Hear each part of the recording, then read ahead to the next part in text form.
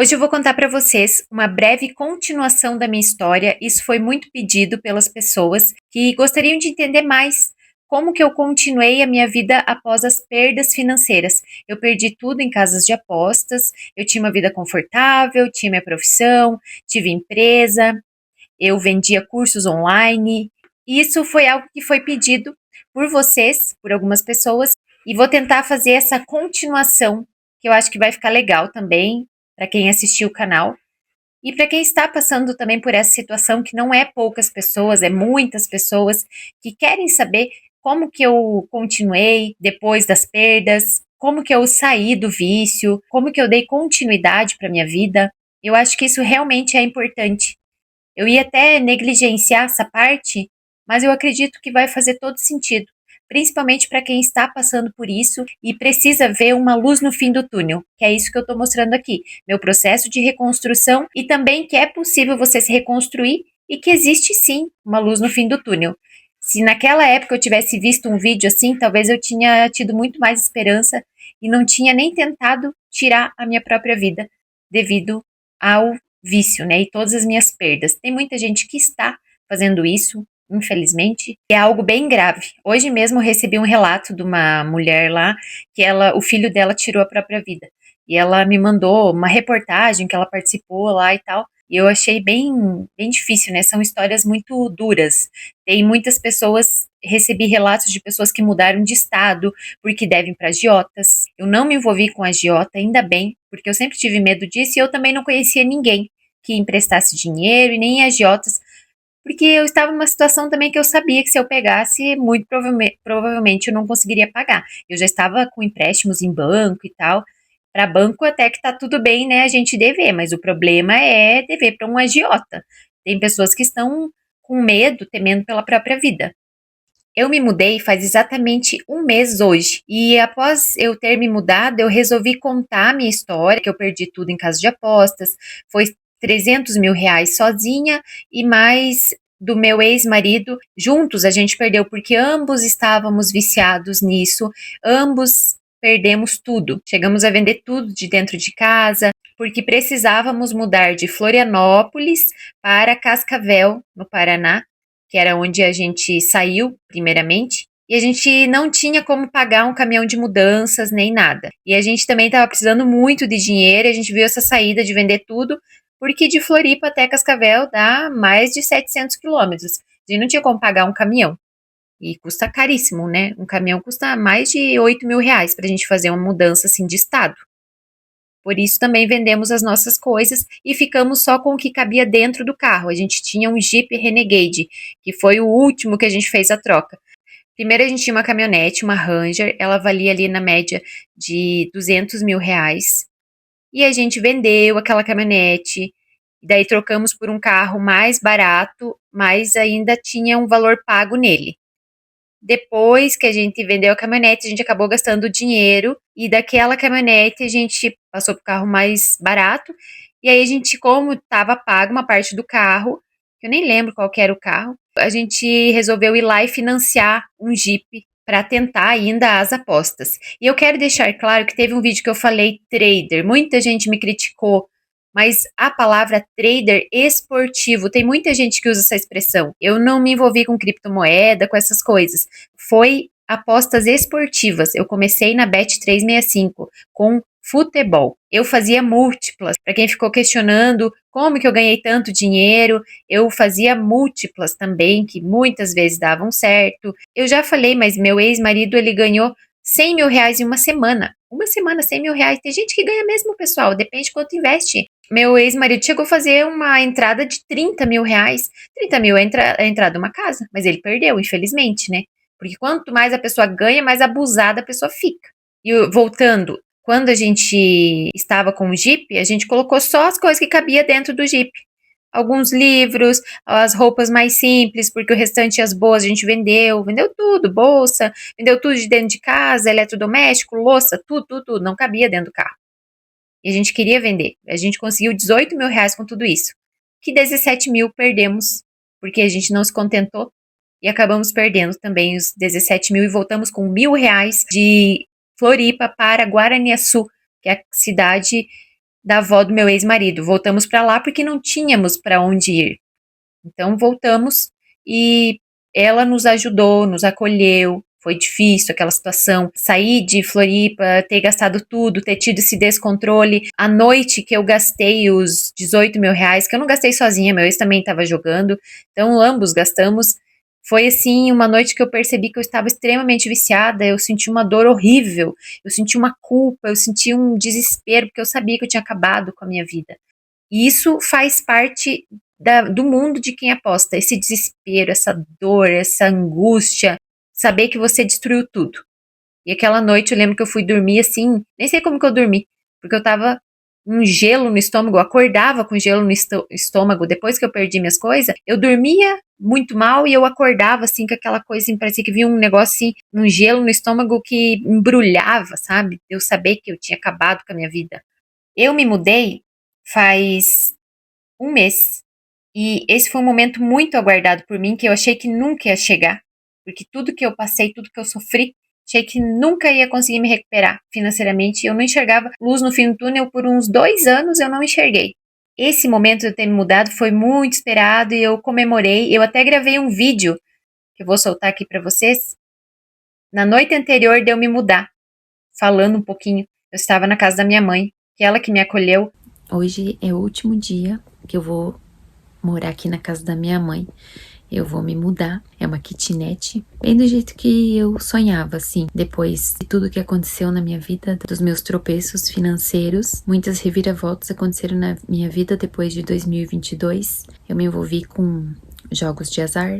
Eu fiquei viciada e acabei vendendo até minhas coisas, tudo de dentro de casa. Eu acabei vendendo tudo minhas coisas porque eu precisava, assim, tava numa situação financeira muito difícil. E depois da pandemia que começou a divulgação dessas casas, eu acabei me perdendo nesse mundo.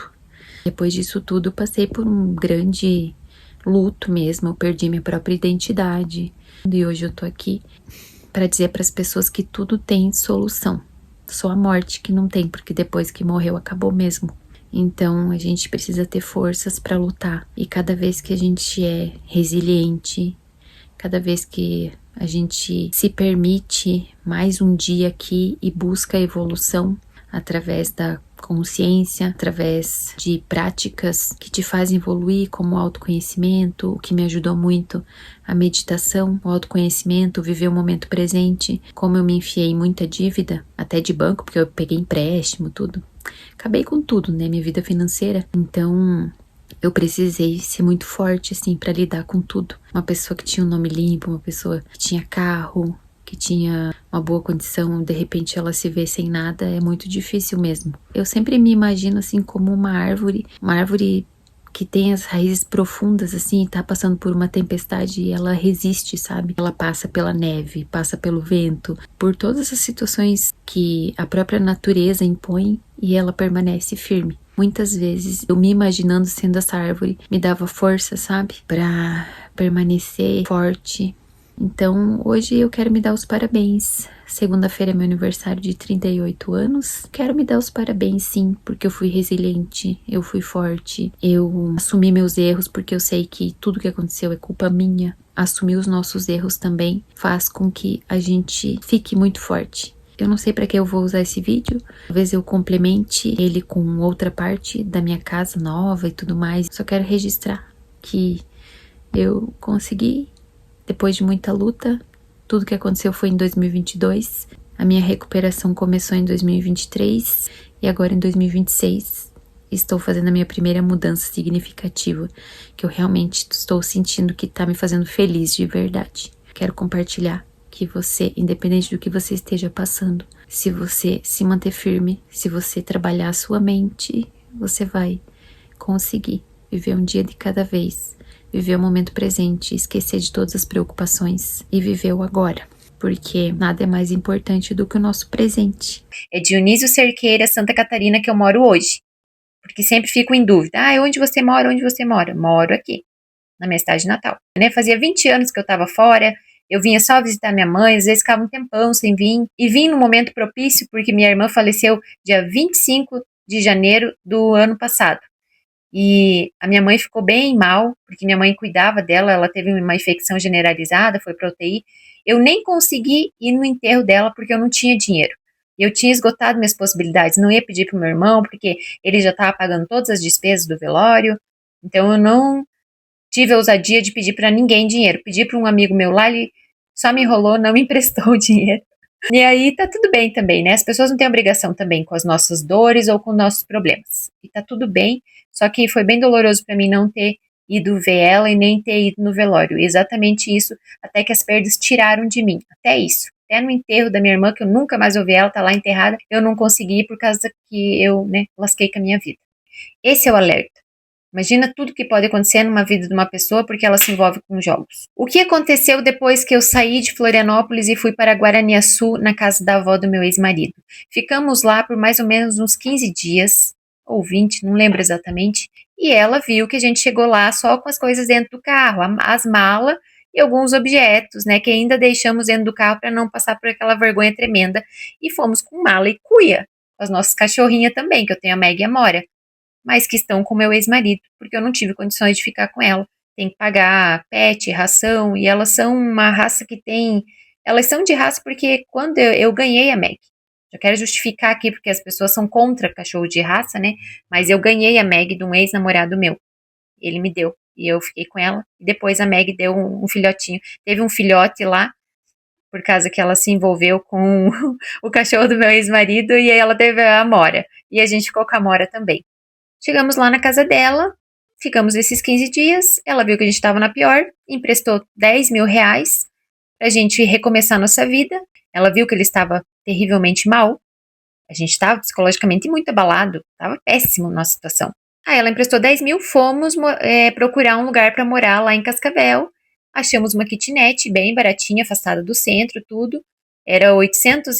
Nessa kitnet tinha muitos estrangeiros, venezuelanos, haitianos, o pessoal que vinha de fora e ia para um lugar muito barato. Ela não era um lugar estruturado, era um lugar bem precário, assim, até o teto da minha sala caiu, ele era um gesso e tinha goteira, e sempre pingava, pingava, e eu falava com o proprietário, mas ele não escutava. Até que um dia desabou o teto inteiro, quebrou meu sofá, quebrou meu óculos, tudo assim, sabe, caiu assim tudo e virou puro barro, porque acredito que vai acumulando poeira, poeira, e aí, né, acabou com tudo.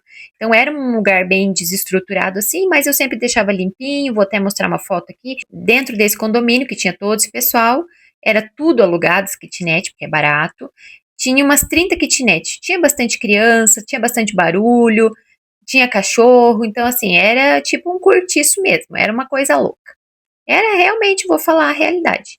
Eu não tenho preconceito, porque cada um lá estava tentando a vida. As pessoas passaram por muito sofrimento na Venezuela, em esses lugares, e elas vinham lá tentar a vida, e tá tudo bem.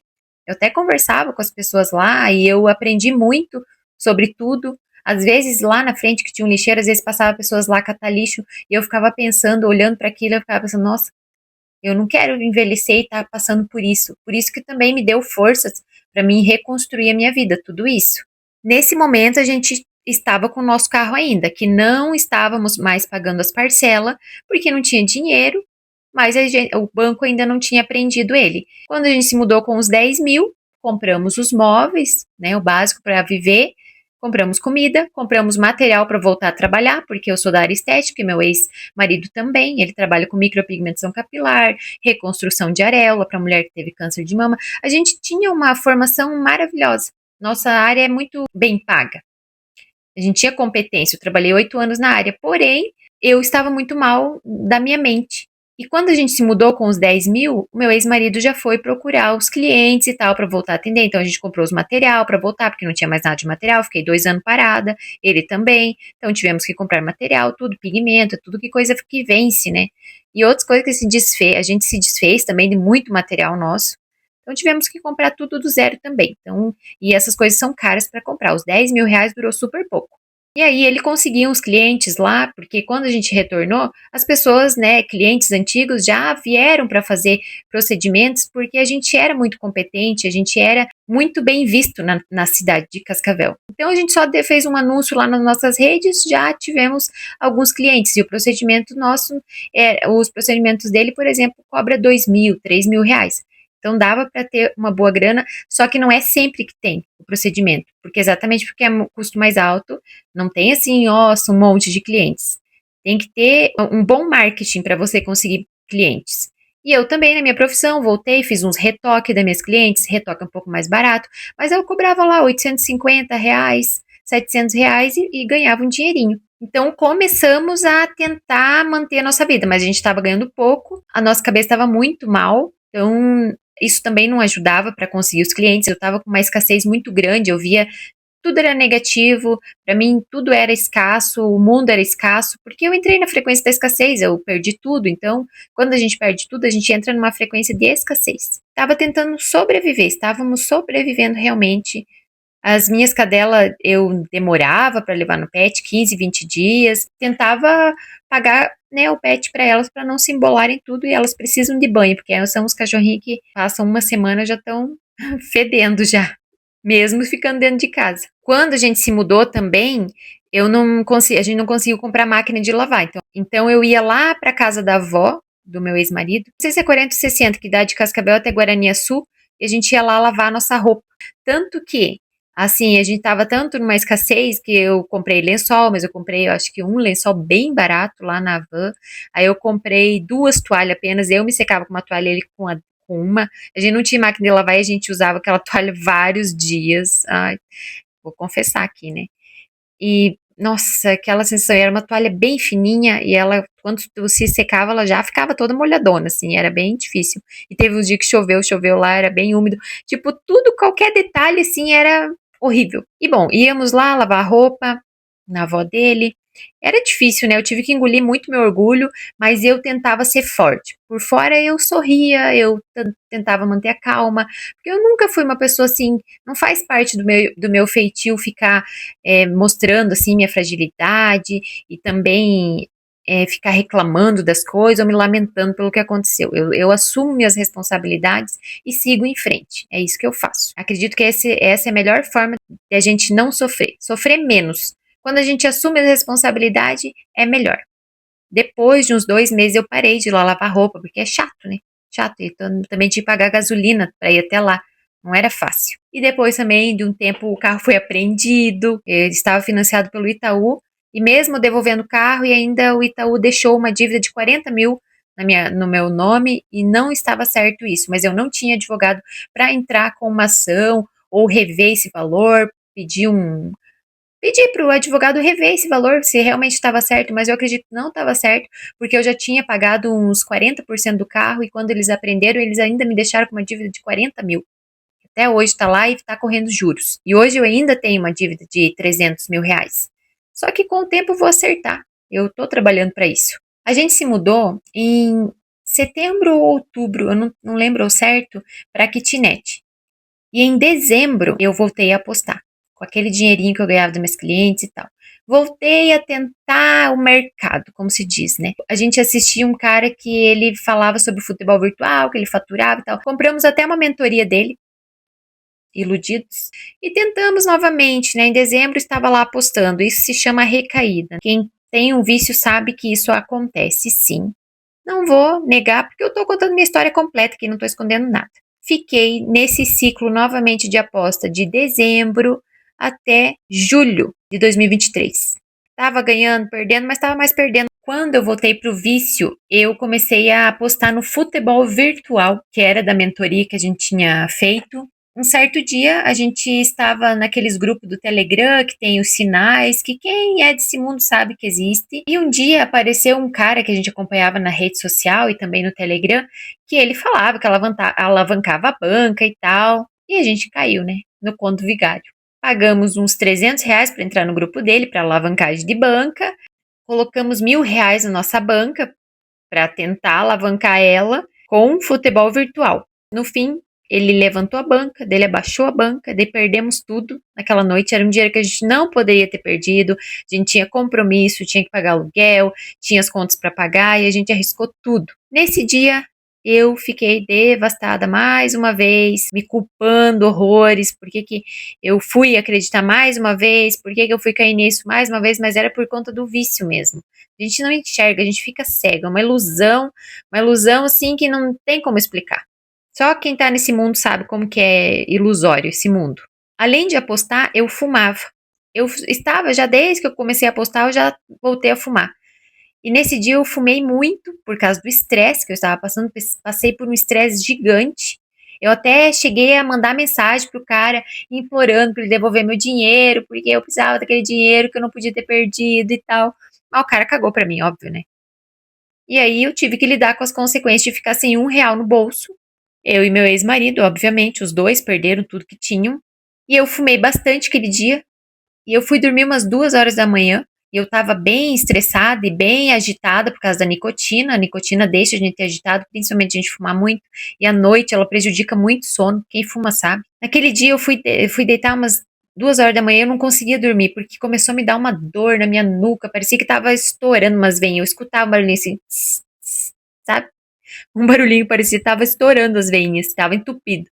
Eu imaginei isso na minha cabeça. Às vezes nem, não é isso, às vezes é outra coisa. Mas eu senti uma pressão muito grande na minha nuca, uma dor, tanto que eu não conseguia ficar deitada, porque quando eu deitava no travesseiro, eu escutava aquele barulhinho e aquela dor insuportável que não passava. E eu fiquei com medo de ter um AVC, eu já tenho mais de 30, eu já tinha mais de 35, então eu fiquei com medo de ter um AVC, aí eu levantei, fiquei andando para um lado, para o outro, fiquei pesquisando na internet o que poderia ser. E o avô do meu ex-marido, ele teve 3 AVC devido ao estresse. E tava na cadeira de roda, metade do corpo dele sem movimento, ele não fala, várias coisas. Então eu fiquei apavorado. Pensei, meu, imagina se acontece uma coisa comigo, eu tô sem dinheiro, eu não tenho para onde correr, vou ter que. O que vai acontecer? Eu fiquei, sabe, essa preocupação, eu fiquei doida, assim, de ansiedade e de estresse, tudo. Tudo bem, aquela noite passou, eu fiquei com uma dor horrível, não consegui dormir direito. No outro dia eu fui na farmácia e me falaram que era pressão alta. E aí eu até comprei uma bolsa para fazer bolsa de gelo, comprei um remédio lá para pressão alta. Imagina, eu nunca tive pressão alta, eu nem tenho isso. Mas foi por causa do estresse exagerado e também por causa do excesso de nicotina. Aí naquele dia eu decidi parar de fumar e decidi parar de jogar também.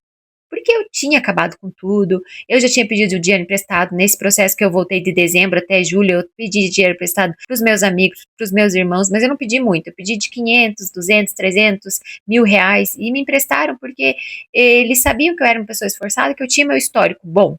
Então eles tiveram confiança de me emprestar dinheiro. Muitas pessoas passam por isso, perdem a confiança das pessoas por causa dessa questão, mas eles não ficaram sabendo a princípio como que eu tinha perdido meu dinheiro e tal. Eu falava que estava uma situação difícil e tal, que fiz uns investimentos errados, uma, algo assim genérico. Enfim, naquele dia, ali pelo começo de julho, eu decidi parar de apostar.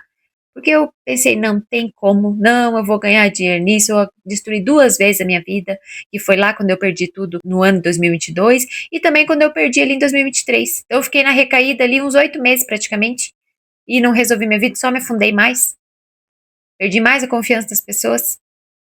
Então, eu decidi parar de uma vez por todas. E eu não voltei mais a apostar. Mas eu fiquei bem debilitada, entrei numa, tipo, uma depressão. E aí, depois que eu fiquei mal, não me arrumava mais. Tinha implorado, né, pro cara devolver meu dinheiro, não devolveu. Fiquei mal. Mas eu mesmo assim, mesmo me arrastando, eu precisava atender uma cliente ou outra. Eu vim aqui para minha cidade também para atender. Arrumava forças de dentro de mim para fazer os atendimentos, trabalhava com autoestima. Minha autoestima estava péssima. Mas mesmo assim eu me esforçava muito para conseguir trabalhar com as pessoas. Então eu vinha para cá, fazia uns atendimentos, que eu tinha um salãozinho aqui que eu atendia, sempre as clientes gostaram muito do meu trabalho. Então, eu, sabe, conseguia uma graninha aqui, uma graninha ali, mas eu estava totalmente deprimida. Quando eu estava em casa, eu não me arrumava, ficava assistindo TV.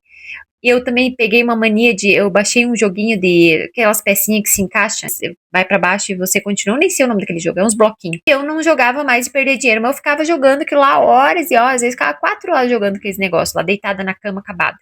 Fiquei acabada, fiquei destruída, assim. Até que um dia, meu ex-marido chegou e ele perguntou pra mim, Bruna, até quando que você vai ficar nessa situação? Eu não me arrumava, não me maquiava, não fazia nada, vídeo cabelado. E aí ele perguntou isso pra mim e isso foi o suficiente, sim, pra dar o start, sabe, na minha vida. E eu pensar, realmente, se eu não me esforçar, se eu não fizer por mim, ninguém vai fazer. Isso é algo que somente quem está no fundo do poço pode sair do fundo do poço sozinho. Eu sabia que eu tinha uma longa caminhada, eu não via luz no fim do túnel, eu não tinha esperança de nada, eu estava destruída, estava morando lá naquela kitnet, eu odiava morar lá, confesso. odiava mesmo, porque eu baixei tanto meu padrão de vida, eu tinha uma vida boa, de repente estava lá, morando num lugar que eu detestava. Porém, eu decidi mudar. E eu decidi olhar as coisas com outros olhos. O lugar que eu odiava, eu comecei a fazer meditação para aceitar aquele lugar. E isso me resolveu muito. Eu olhar com outros olhos. Sempre dizem que o mundo, ele é conforme os teus olhos. Do jeito que você olha para o mundo, ele é. Eu também fiquei no momento que eu só via escassez, via negatividade. O mundo era cinza todos os dias para mim, quando eu parei de apostar. E eu não via luz no fim do túnel, não sabia nem por onde ia começar. Às vezes eu pensava, nossa, acho que eu vou virar uma mendiga, porque todo mês era um sacrifício para pagar o aluguel. Às vezes chegava dia 14 para mim pagar o aluguel dia 15, e aí aparecia uma cliente dia 14. Ainda acontecia essas sortes. E a gente estava sobrevivendo daquele jeito, não tinha garantia de nada. Trabalhava, às vezes fazia uns atendimentos, aí conseguia. E eu sempre falo, sempre teve uma força maior me guiando nesse processo, sempre, querendo ou não, uma ou outra coisa boa acontecia. E eu sempre era grata pelas coisas que aconteciam. Ah, e lembrando que eu parei de fumar e eu sofri uma abstinência absurda. Só que eu entrei num grupo que eu vou deixar aqui o link, se você fuma e quiser entrar nele, que me ajudou muito, me dava muita força, me fortalecia aquele grupo. E lá eu entrava, via os relatos das pessoas que estavam tentando, que estavam conseguindo. Eu queria, eu comecei a abominar aquele hábito. Mas nas primeiras semanas eu sofri muito, porque a nicotina é assim, ela é uma droga, ela entra na tua corrente sanguínea e ela dura ali o tempo que tu tá fumando. Então, se tu leva 3 minutos, 5 minutos para fumar um cigarro, é aquele tempo que dura. Depois passou, você quer fumar mais. E eu era simplesmente uma pessoa fissurada. Eu começava a fumar, não parava mais. Eu fumava muito. Fumava lá uns 15 cigarros por dia, e fora o dinheiro que gastava, que nem podia estar gastando, né? Às vezes deixava de comprar um pão para fumar. Então foi outra coisa, assim, que eu fiz muito bem em ter parado. Enfim, depois que meu ex-marido me deu esse chacoalhão, eu resolvi mudar, que foi dia 23, e resolvi fazer várias coisas que me ajudaram nesse processo. Mesmo eu buscando essa melhora, eu passei, né, pelo um looping, assim, eu sentia que o meu corpo tinha mudado, minha personalidade tinha mudado, eu não era mais a mesma pessoa, tinha me transformado totalmente, minha autoestima era péssima, e eu precisava sair daquilo. Eu vivia um looping todo dia, parecia que todo dia era igual, parecia que nunca eu ia sair daquela situação. Já estava, né, um ano e pouco vivendo aquilo, e o tempo estava passando, e a minha vida eu não via saída para ela. Eu via escassez por toda parte. Mal a pena conseguia uma cliente ou outra. A princípio, eu atendia numa garagem de uma amiga minha, as minhas clientes, que ela tinha um negócio de terapia lá e ela me cedeu a garagem. Eu pagava uma comissãozinha para ela, que tem o dar e receber, né? As pessoas não têm obrigação de te ajudar. A pessoa te ajuda e você faz alguma coisa por ela. Então, eu pagava uma comissão para ela, ela me cedia a garagem, nada mais justo. Porque senão o universo não te abençoa também. Então, nada é de graça nessa vida. E aí ela me ajudava, eu ajudava ela, e eu atendia lá minhas clientinhas. Me senti muito mal, mas teve uma cliente lá que me contou que o marido dela estava perdendo tudo, que tinha vendido o restaurante, que estava vendendo o carro, que já estava pedindo dinheiro emprestado. Então, assim, a gente teve uma troca de experiência também com algumas clientes. Isso é mais comum do que vocês imaginam. Às vezes o teu vizinho aí, ele tá perdendo tudo. E quando chegar um momento, você vai ficar sabendo. E nessa época eu sentia que eu vivia um looping, todos os dias a mesma coisa. Eu sentia que eu tinha uma programação de escassez em mim gigante. Eu saía na rua, eu só via escassez por toda parte. Foi horrível essa fase de perdas. Todo mundo deve passar por isso e achar que não tem saída. E é por isso que eu tô aqui, para mostrar que tem saída. Vou contar para vocês o que eu fiz para recomeçar. Como eu larguei do vício, como eu não voltei mais a apostar, como eu abandonei, faz 3 anos que eu não aposto.